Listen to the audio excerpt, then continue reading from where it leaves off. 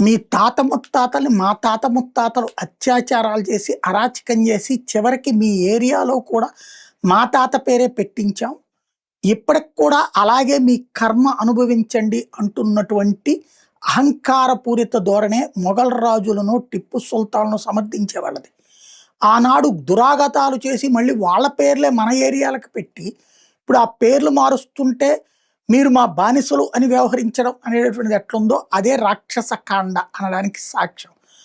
ఇదెందుకు చెప్పాల్సి వస్తుందంటే బెంగాల్‌లో ఒక రోడ్డు పేరు మార్చిన నేపథ్యంలో వచ్చినటువంటి రచ్చ మీదన ఉత్తిష్ట భారత్ సంబంధించిన ఒక కథనం చూద్దాం. మహమ్మద్ హుస్సేన్ షాహిద్ సుహ్రవర్ది గాంధీనగర్‌లో దాక్కున్న హంతకుడు.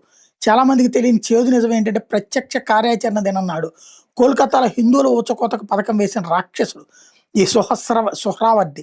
పాకిస్తాన్ ఏర్పడిన తర్వాత కూడా సిగ్గు లేకుండా భారత్లోనే తిష్ట వేశాడు. ఎందుకు? ఆనాటి ఐబీ రిపోర్టు స్పష్టంగా చెప్తుంది. జిన్నా స్వయంగా సుహ్రవర్దితో అన్నాడు, నువ్వు పాకిస్తాన్ వెళ్ళకంటే భారత్లోనే ఉండటం మేలు, ఇక్కడే ఉంటే పాకిస్తాన్ ప్రజలను బాగా కాపాడగలవు. దీంతో వాడు మళ్ళీ కలకత్తా వచ్చాడు. కానీ అప్పుడే కోల్కత్తా నిప్పుల కుంపట్లా ఉంది. ప్రజల ఆగ్రహం మిన్నంటింది. వాడి ప్రాణానికి ముప్పు వచ్చింది. అత్యంత కుటిల బుద్ధి గల సుహ్రవర్ది అప్పుడు నీచమైన నాటకం మొదలుపెట్టాడు. తన స్వార్థం కోసం భారత్లోని ముస్లింలు ఏకం చేయడం కోసం, జిన్నా పాకిస్తాన్కి ఊడిగం చేయడం కోసం ప్రారంభించినటువంటి, అందుకే వాడు గాంధీ భక్తుడు ముసుగేసుకున్నాడు. అప్పుడు గాంధీ కోల్కతాలోని బెలియాఘాట అల్లర్ల ప్రాంతంలో శాంతి యాత్ర చేస్తున్నాడు. ఇంకా దారుణమైన 1946 ఆగస్టులో వాడు అవిభక్త బెంగాల్ ముఖ్యమంత్రి అయ్యాడు. ఆ పదవిలో ఉండగానే కోల్కతాలో హిందువుల మారణ హోమానికి పథకం వేశాడు. స్వయంగా ముస్లిం గూండాలను నడిపించాడు. హత్యల ప్లాన్ మొత్తం వాడే పర్యవేక్షించాడు స్వయంగా.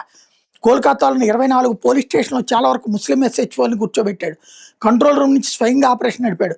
అందుకే తూర్పు బెంగాల్ హిందువులు వాడిని ఏనాటికి అసహించుకుంటారని నమ్మరు. ఈ హత్యాకాండ 1947 ఆగస్టు 14 వరకు సాగింది. చివరికి ప్రతీకారంతో హిందువులు చంపేస్తారని భయంతో వాడు గాంధీ ఆశ్రమాలు తలదాచుకున్నాడు. చివరికి ఆ హంతకుడిని హిందూ ద్రోహి కీర్తి కోసం భార్యను సైతం చంపుకున్న గాంధీయే వాడిని కాపాడాడు. అర్థం చేసుకొని హిందువుల రక్తంతో చేతులు తడిపినవాడు, పాకిస్తాన్ ఏజెంట్గా భారత్లోనే ఉండి చివరికి గాంధీ చాటును ప్రాణాలు దక్కించుకున్నవాడు వీడు అన్నటువంటి చెప్పుకొస్తున్నారు. అట్లాంటి వాడి పేరు మీద రోడ్డు ఉండటం కాదు, చరిత్ర పుటలో నల్లటి పేజీలు కేటాయించాలి. భవిష్యత్ హిందువులకు వాడి నీచ చరిత్ర, వాడిని కాపాడిన వాడి చరిత్ర కూడా తెలియదు. ఇప్పుడు ఆ రోడ్డుకి వాడి పేరు తీసేసి గోపాల్ పాటా పేరు పెట్టడం ఇది ప్రతీకారం కాదు, నిజమైన న్యాయం అంటున్నారు. దీన్ని గాంధీవాదులు అంగీకరించరు. అనవసరం గాంధీ గారిని విమర్శిస్తున్నారంటారు, దూషిస్తున్నారంటారు.